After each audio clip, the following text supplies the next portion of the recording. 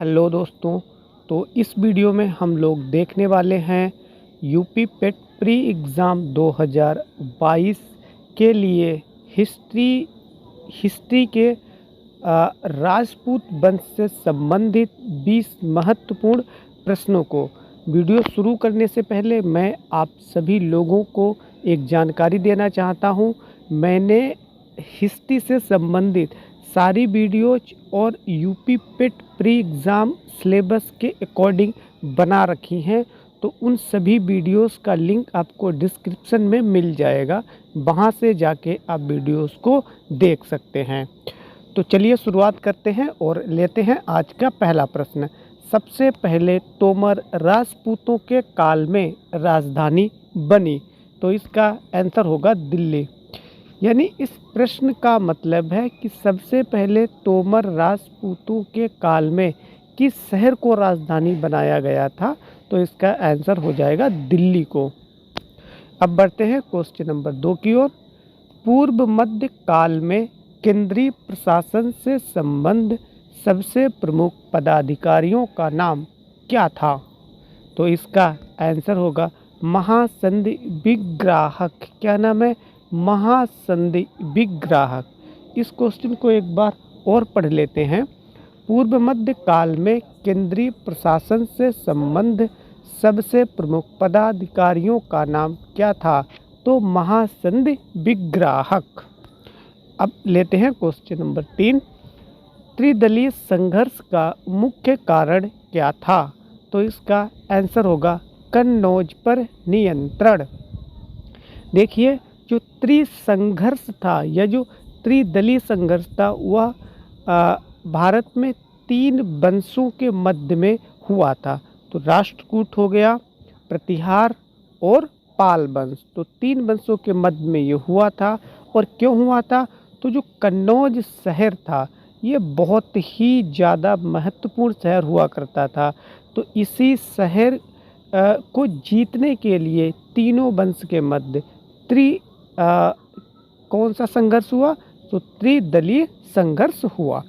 अब लेते हैं क्वेश्चन नंबर 4। चोल अभिलेखों में उल्लिखित भूमि की विभिन्न कोटियों के अनुसार किसको जैन संस्थानों को दान में दी गई भूमि को कहा जाता था, तो इसका आंसर होगा पल्लिच्चडम।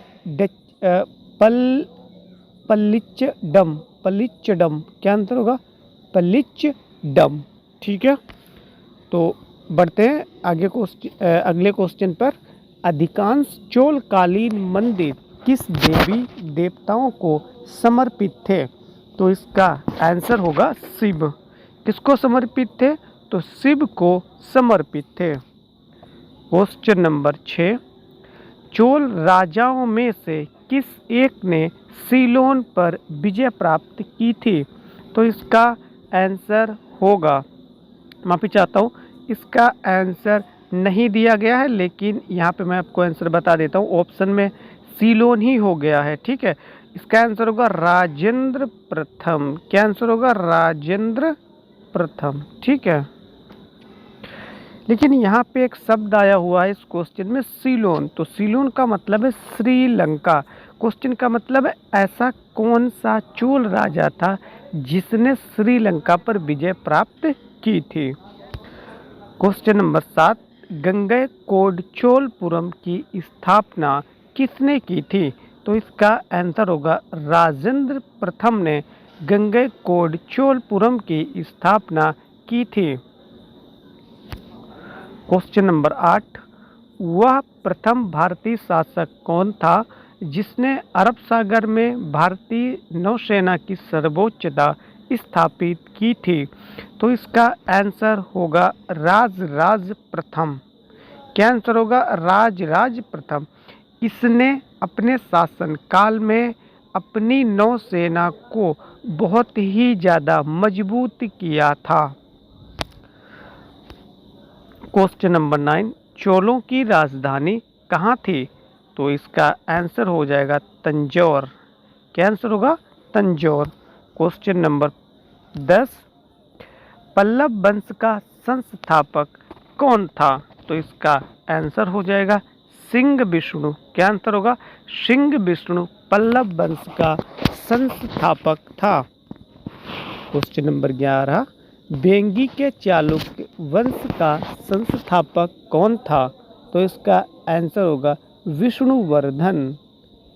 क्या आंसर होगा? विष्णुवर्धन। फिर प्रश्न संख्या 12, किस चालुक्य शासक ने थानेश्वर व कन्नौज के महान शासक हर्षवर्धन को नर्मदा के तट पर परास्त किया और उसे दक्षिण दिशा में बढ़ने से रोक दिया? तो इसका आंसर होगा पुलकेशिन द्वितीय ने यह कारनामा किया था। ये क्वेश्चन थोड़ा सा बड़ा है, इसलिए मैं इसे दोबारा भी पढ़ना चाहूँगा क्योंकि क्वेश्चन को समझना ज़रूरी है। और कई बार ऐसा होता है जो क्वेश्चन बड़े होते हैं उनमें कई क्वेश्चन और कई आंसर छिपे हुए होते हैं। तो चलिए देखते हैं कैसे छिपे हुए होते हैं। प्रश्न है, किस चालुक्य शासक ने, क्या प्रश्न, किस चालुक्य शासक ने थानेश्वर व कन्नौज के महान शासक हर्षवर्धन, देखिए प्रश्न में ही उत्तर छिपा हुआ, हर्षवर्धन कहाँ का शासक था? तो फिर थानेश्वर व कन्नौज, और नर्मदा के तट पर परास्त किया और उसे दक्षिण दिशा में बढ़ने से रोका। तो इसका क्या आंसर होगा? पुलकेशिन द्वितीय ने ऐसा काम किया था। इस क्वेश्चन का मतलब है जो हर्षवर्धन था वह नर्मदा नदी को पार करके दक्षिण में बढ़ना चाहता था, अपने साम्राज्य को बढ़ाना चाहता था, अपना साम्राज्य विस्तार करना चाहता था। लेकिन वहीं जो दक्षिण का एक राजा था पुलकेशिन द्वितीय, इसने हर्षवर्धन को दक्षिण बढ़ने से रोक दिया था। ठीक है, तो प्रश्न का मतलब यह है। अब बढ़ते हैं क्वेश्चन नंबर 13 की ओर। पुलकेशिन द्वितीय किसका महानतम शासक था? तो इसका आंसर होगा वातापी के चालुक्य, यानी जो पुलकेशिन द्वितीय था जिसने कि हर्षवर्धन को दक्षिण बढ़ने से रोक दिया था, वह वातापी के चालुक्य से संबंधित था। क्वेश्चन 14, कौन सा ग्रंथ, क्या क्वेश्चन है? क्वेश्चन है कौन सा ग्रंथ राष्ट्रकूट राजा अमोघ वर्ष द्वारा लिखा गया? तो इसका आंसर होगा कविराज मार्ग। क्या आंसर होगा? इसका आंसर होगा कविराज मार्ग।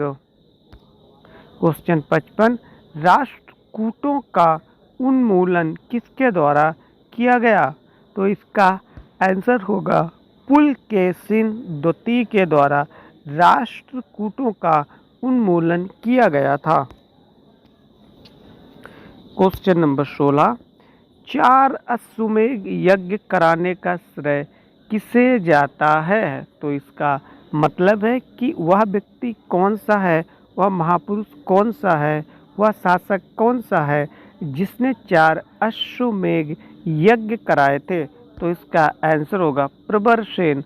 और यह क्वेश्चन बहुत ज़्यादा इम्पोर्टेंट है क्योंकि इतिहास में बहुत ही कम शासक ऐसे हुए हैं जिन्होंने 4 अश्वमेध यज्ञ कराए हों। तो एक बार फिर से देख लेते हैं इस क्वेश्चन को क्योंकि मुझे लगता है ये काफ़ी ज़्यादा इम्पोर्टेंट है। 4 अश्वमेध यज्ञ कराने का श्रेय किसे जाता है? तो इसका राइट आंसर होगा प्रबरसेन को। क्वेश्चन नंबर 17, किस चालुक्य शासक ने थानेश्वर व कन्नौज के महान शासक हर्षवर्धन को नर्मदा के तट पर परास्त किया और उसे दक्षिण दिशा में बढ़ने से रोक दिया था? तो इस क्वेश्चन को अभी देख चुके हैं लेकिन बाई मिस्टेक ये रिपीट हो गया है, तो एक बार पढ़ चुके हैं, तो इसका आंसर भी देख लेते हैं। तो इसका आंसर होगा पुलकेशिन द्वितीय। अब बढ़ते हैं क्वेश्चन नंबर 18 की ओर। ढिल्लिका ब्रैकेट में दिल्ली नगर की स्थापना किसने की थी? तो इसका आंसर होगा तोमरों ने। फिर क्वेश्चन नंबर 19, उस शासक का नाम क्या है जिसने विजय स्तंभ का निर्माण कराया था? तो इसका आंसर होगा राणा कुंभा ने विजय स्तंभ का निर्माण कराया था। और विजय स्तंभ ये है कहाँ?